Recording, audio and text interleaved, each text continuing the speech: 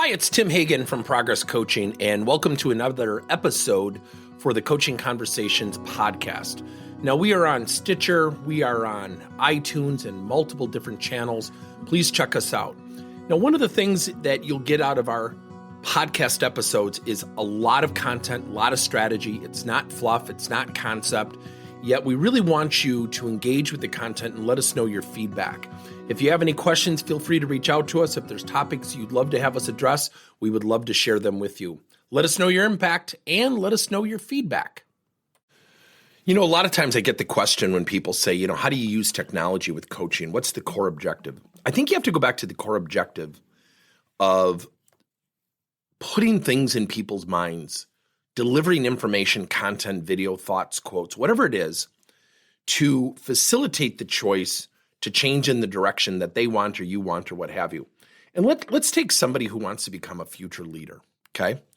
Let's take somebody who wants to become a future leader, and let's just say they're a high D in DISC. They're dominant, they talk over people, they're aggressive, they're assertive, good attributes, and certainly some countering attributes. And you know that if this person gets promoted, they really need to develop better relationships as good teammates with their present team so they can be viewed as a viable candidate for a future leadership position. That can be very daunting because you're asking a D, a behavioral tendency to be dominant, to pull back a little bit. So one of the things that we did with somebody who had these traits is to, send them weekly videos. And we would send weekly videos on great teamwork. And you could tell the first 3-4 weeks, this person, she just hated it. Yet we also had her journal every single week, observations of people on the team who are really good teammates, things that they specifically did. And so we were training her eye. We were training her eye to be conditioned to acknowledge the good things on the team. And then what we had is we had a leader that would only praise her. So the first month, she was angry. She goes, "This is dumb. This isn't anything to do with work." Think about that statement. This has nothing to do with work. Getting along with your teammates has nothing to do with work. And so what she saw tactically, she wasn't wrong what she wanted, yet her behavior was really countering what she wanted. And so the leader would say things like, "Well, when you saw Bob do XYZ, did you praise him publicly?" And she'd say, "No." He said, "Well, what if you becomes boss, Bob's boss someday, and you did praise him? Would he reject or accept your leadership more?" And you could see at about weeks 5 through 8, she started answering questions with tones of, "Well, he'd probably be more receptive. Maybe not entirely." And she'd put these conditions on it. And so what we did is we would send her a positive video every single week. She had to write down her interpretation of the video. In the first 4 weeks, it was very jaded. Weeks 5 through 8 started to come around. All of a sudden, at about week 10, you could see the acceleration. You could see her laughing with her teammates. We never told her to go laugh with her teammates. We could see her getting along better with her teammates. And so what we did is we used coaching automation, and every week we would send a video. And she would journal. Then she would have to journal observations of other people. And then once every 2 weeks, the leader would call her and say, "Look, I want you to meet with one person on the team.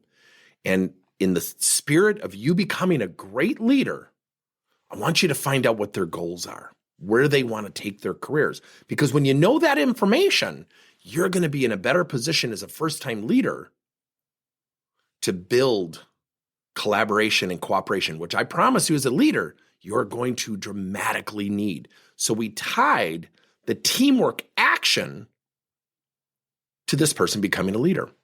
But week 10 and on, things started to accelerate. Here's the lesson. We fueled her mind positively. We prompted her through reflection and journaling and observation to see the good things. And then we had her engage with people and tied it to her motivator, her goal of becoming a future leader, which is the WIFT, what's in it for them. And over time, the person started to accelerate their change. Now, does she still exhibit D tendencies? Of course she does. So the fact of the matter is, when you're combining all of these things, be strategic, be in alignment. The objective of coaching is to gain perspective, to give people a choice to change and improve. Doesn't mean fix things. It's not always about bad things. And that will help you if you combine it with AI, you combine it with reflection, good leadership coaching, coaching automation, you can accelerate talent development. Thank you for listening to another episode of Coaching Conversations by Tim Hagen and Progress Coaching. Now, our company is always coming out with new and innovative solutions to help leaders coach their employees. And recently, we just created a new service called Coach to You, where leaders can pick and choose topics and assign 7 to 21-day programs for employees to learn and, more importantly, apply actions and then reflect and share what they're going to do going forward as a result of the learning. It's called Coach to You. We're literally bringing coaching to your employees. If you're intrigued, we'll have a link in each one of our episodes where you can get more information. And again, thank you so much for listening to another episode.